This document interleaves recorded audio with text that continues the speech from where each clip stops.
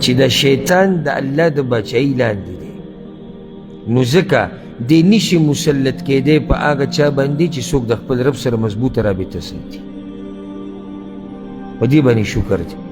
او ځکه الله هم دغه آیتونو کې مخکې ویلي ان عبادي لیس لک علیهم سلطان، ستا زما په بندګانو باندې څه زور نشته. شیطان کار صرف وسوسې ورچول دي، صرف وسوسه تا ته در اچوي، خو زور یې نشته چې تا راونیسي او په تا باندې دا کار وکړي، الا دا چې ته هغه ته لار اسانه کړي. نو دا خبره مې دې دپاره وکړه تاسو ته چې شیطان همیشه به موږ ته وسوسې راچي دې دپاره چې زموږ دا ژوند ګډوډ شي، او د دې دپاره چې زموږ دا دینداري دا ګډوډه شي. بیا دا وسوسې دا په دوه قسمه دي. یو ته ویل کېږي مرض د وسوسې. مرض د وسوسې یعنی انسان همیشه په دغه وسوسو کې پروت دی، بیمار دی. یو ته ویل کېږي الوسوسة الطارئه، وقتي طور وسوسه، او دا هېڅ خبره نه ده. وقتي طور وسوسه موږ ټولو ته راځي. وقتي طور انسان ته راشي دا بیماري نه ده، او د دې خبره اسانه ده، او دا انسان ته څه نقصان نه رسوي او نه په دې باندې الله رانیسي. پیغمبر صلی الله علیه وسلم حدیث کوي په صحیح بخاري کې دا روایت دی، ان الله تجاوز لامتي عما وسوست به انفسها ما لم تعمل او تتكلم. الله زما امت ته عفو کړې ده، معافي ورته کړې ده په هغه وسوسو کې چې دوی ته راځي، چې څو پورې خبرې پرې نه کړې او څو پورې پرې عمل نه کړې، هغه وخت پورې الله نه رانیسي. نو که دا وسوسې ستا د زړه ته ځي راځي، الله ته په دې باندې نه رانیسي، دا د الله رحم او کرم دی. او دا کوم وروڼه او خویندې چې په وسوسو کې مبتلا دي، هغوی دې خبرې ډېر ګډوډ کړي، دا خو به الله موږ په دې رانیسي او دا به څه کړي، دا ورته هم شیطان وراچوي. نو هغوی ته موږ دا وایو چې ستا رب کریم او مهربانه، تا په دې نه رانیسي، خو ته دا وسوسې پرېږده، او اله به تا رانیسي چې کله ته په خپله د حد نه واوړې او د پولې نه واوړې او زیاتې شروع کړې، نور الله تا په دې نه رانیسي.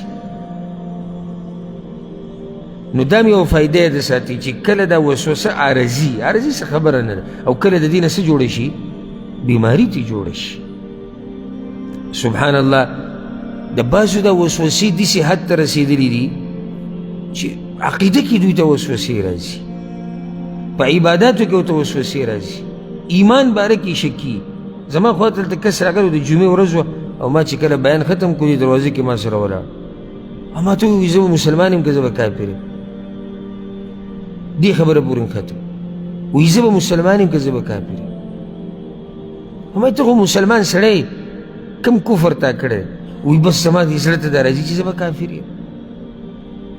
دقه زما سوچ سحر او ماښام، سحر او ماښام چې زه به مسلمان یم او که زه به کافر یم. شکي به دې کي دا شیطان په دې خپل ایمان کې، او کله د غیبو په باره کې به دې شکي کي، د غیبو هغه مسلې چې قرآن او حدیث کې راغلي، چېرې دا جنت څنګه، او دا جهنم څنګه، او دا د قبر د عذاب څنګه، او دا پلانې نعمت څنګه. دقه شیطان تا به دې کې دننه بوځي چې تا ورسوي د کفر دروازې ته، ته به ودرېږي، دا سوچونه به خپل ختم کړي. بعضو ته په طهارت کې راځي، یعنی اودس چاردام کې او په غسل کې، چېرې ما چې کله دا تشې مچازې وکړې، نو د دې نه بعد زما نه قطرې خو نه دي ایتلې، ما ته داسې ښکاري چې دې نه بعد زما نه قطره وایتلې. کله چې دی استنجا وکړي، یاره کیدای شي دارې چې دی زما کپړو ته لګېدلي، بیا به ورشي کپړې به بدلې کړي، بیا چې استنجا شروع کړي، یاره دا کیدای شي چې بیا ما ته ګندګي را لګېدلې، او په باتروم کې او د اودسماتې په ځای کې دی په ګنټو ناستي. داسې خلک هم لیدلي که نه دي؟ او دا ډېر شوي دي والعیاذ بالله. او بیا به دی ولامبي، یعنی مسله شروع د دې نه شوه چې استنجا به ما صحیح کړي او که نه خبره ورسېده څه ته، غسل ته، وبه لامبي، بیا به دا پوره کپړې بدلې کړي، په دې کې به چې د لمانځه وخت دی. دقه شیطان غواړي د لمانځه نه وخت لاړ شي، نو بیا چې دی راوځي دی بیا مطمئن نه دی. او ځکه حدیث کې دا راځي، پیغمبر صلی الله علیه وسلم دا خبره ذکر کړې ده چې د دې اوداسه دپاره یو خاص شیطان دی چې هغه ته ولهان ویلی کېږي، هغه دې مؤمنانو ته په اودس چاردام کې او په غسل کې وسوسې وراچي. شل پیري به د اودس چاردام وو، یاره چې ما به دا لاس انځلی و که نه او ما به دې سر باندې مسه کړې وو، دا بیماري ده، دا مرض دی. خو که چېرته ته داسې وکړې دا چې څوک به دې بیمارۍ کې مبتلا دی چې کله ته د باتروم نه راووتې او د سماعتې له ځای نه راووتې او چاردام دې وکړو او بس قصه په دقه ځي ختمه کړي چې زړه ته دې څه راځي هغه پرېږدې چې نه دا غلط دي، زما اودس صحیح دی، بیا تا ته دا وسوسې در راځي. خو چې کله ستا زړه کې دا رالو چې یاره ما به اودس او بیا ورمات او ما به او بیا ور ها اوس روغ سړی دی هغه ته وسوسه راله د دې وسوسې نه بیا مې اعتبار دی ځکه چې هغه ته دا وسوسې نه راځي. خو یو ورځ ورته دا مسله راغله چې یاره ما دا رکات منځه په دوران کې چې زما دا رکات درېیم دی که څلورم د دې وسوسې له ولې اعتبار دی دې شکله دی بیمار نه دی. خو چې یو سړی بیمار دی د دې اعتبار نشته ځکه چې دی خو مرضي دی. دی خو همیشه دا وایي چې ما به 3 پیرې لاس انځلی که ما به 2 پیرې انځلی که ما به خپې انځلی که ته ورته دا وایي چې دی له اعتبار دی خو مړ دی کو خو بیا لګیا او لګیا به او لګیا به ته خو بیا دا خبره راځي دی له اعتبار په شریعت کې نشته. عثمان ابن ابي العاص رضی الله عنه په صحیح مسلم کې دا روایت دی چې هغه د پیغمبر صلی الله علیه وسلم خواله راغی یا رسول الله ان الشيطان قد حال بيني وبين صلاتي وقراءتي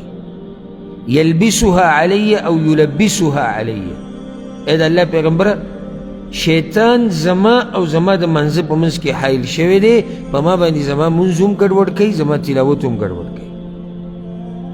پیغمبر صلی الله علیه وسلم ورته ذاک شیطان یقال له خنزب یا خنزب دا یو شیطان دی چې د ده نوم خنزب دی یا خنزب دواړه صحیح دي که هر څنګه وي. فاذا احسسته اوس دا د منځه دپاره ځان له شیطان دی د نوم څه دی خنزب. او د سردام غسل کې طهارت کې دا شي کې هغه ته ولهان ویلی کېږي. رسول الله صلی الله علیه وسلم ورته دا ونه وایي چې او بس ته به دغې پسې روان شي چې هغه درته څه وایي نه وایي چې کله تا ته محسوسه شي چې تا ګډوډ کوي فتعوذ بالله من پناه ونیسه په الله پورې یعنی اعوذ بالله من الشیطان الرجیم وایه وادفل عن یسارک 3 او خپل ګس طرف ته 3 پیرې لاړې توکه. قال ففعلت ذلك عثمان رضی الله عنه ما دا کار وکړو فاذهبه الله عني الله زما دا مسله ختمه کړه. چې عثمان د شیطان سره مقابله وکړه چې شیطان ورته وسوسه راواچوله هغه په هغه وسوسو کې ورنه رغېدل نه هغه اعوذ بالله وویل هغه مخې ته ودرېد او قصه ختمه شو. خو چې ته ورته دروازه کولاو کوو هغه ته دیس او دیس او دیس او ته ورسره روان ښه دا د عباداتو تا ته به وسوسې راچي. منځه ته ته ودرېدې الله اکبر نه زما نیت ګورې د څه بیا به سلام الله چې ماښام وکړه مازدیګر بیا الله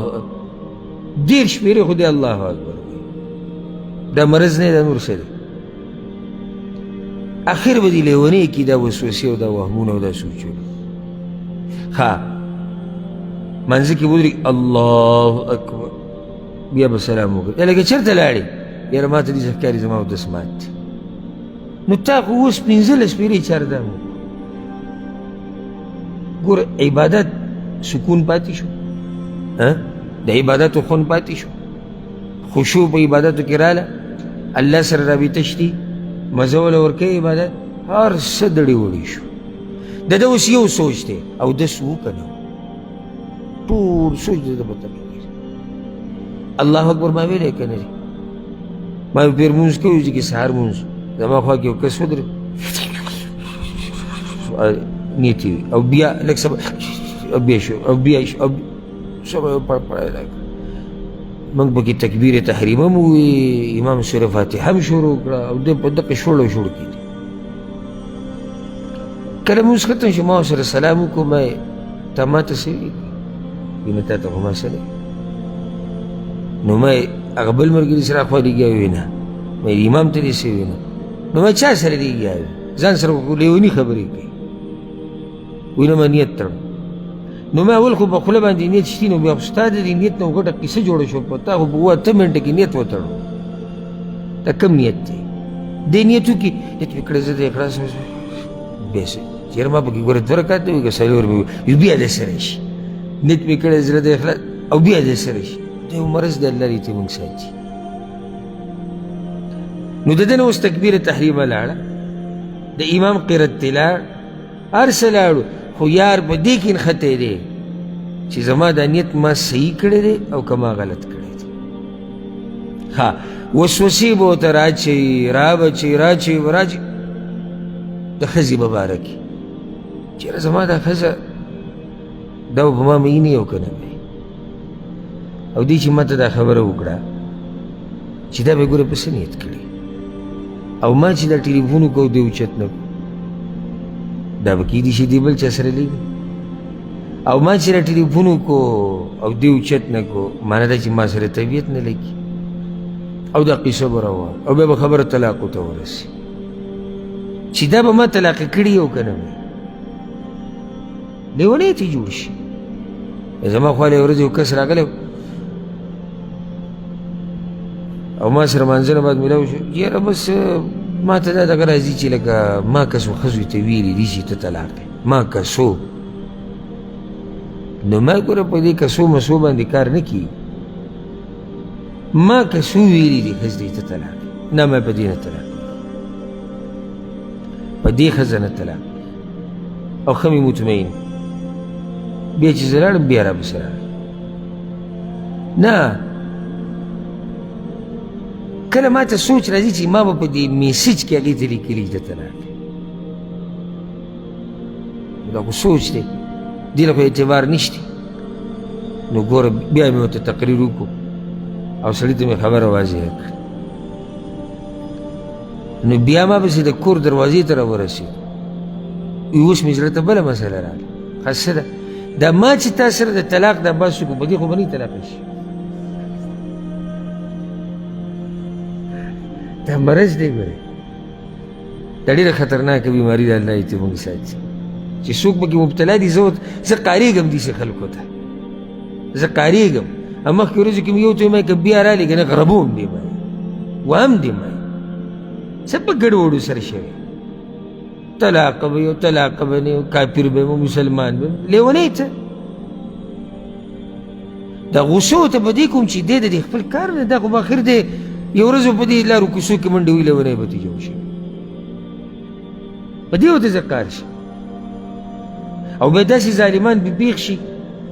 یا جاهلان یا قصدن که هغه په مولیانو کې که عوامو کې د ده دا مسله ښه ډېره ښه نه ته راشي ته تفصیل بیان کړه ته راشه څنګه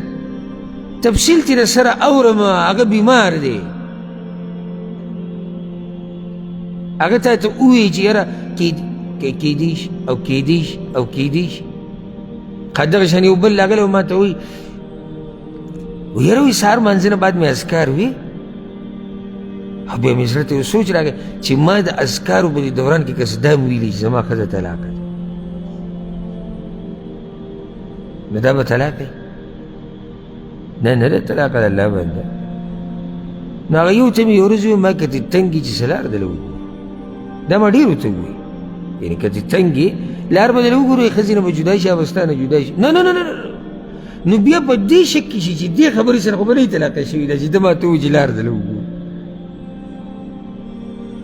سبحان الله کم ځای ته به د انسان دا ذهن چې دی دا ورسي او د دې خلکو ډېرې عجیبه قیسې دي که دې واورېدې حیران به شي ځکه یو مشهور عالم تېر شوی د فقیه ابن عقیل رحمه الله هغه یو ورځ خپل مجلس کې ناست د علم په مجلس کې یو کس پسې راغی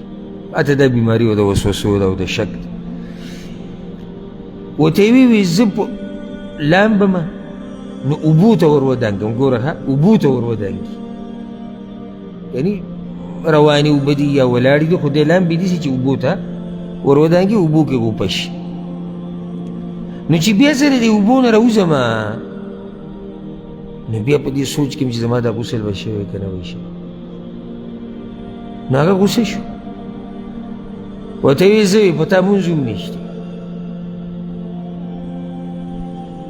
سړي ورته عجیبه عجیبه کتو زه خو مسلمان یم په ما څنګه مونځ نشتي هغه وایي ته خو ما ته لیونی ښکاري او لیوني نه قلم څه دی اوچت دی. اوس یو سړی په اوبو کې ځان 4-5 پیرې پوره ډوب کړي او دی اوس په دې شک کې دی چې ما به پوره ځان لوند کړی او که نه به وي، دا لیونی نه دی. یعنې 4-5 پیرې په اوبو کې ځان ډوب کړی، دا هم نه چې په ورې ته ولاړلی یا په لوټه اوبه راړی، ځان یې ډوب کړی دی په اوبو کې او دی اوس شک کې دی چې زما په دې بدن کې به څه ځای خو وچ نه وي پاتې شوي او دا به ما پوره بدن لوند کړی او که نه. ځکه امام ابو محمد الجویني الشافعي رحمه الله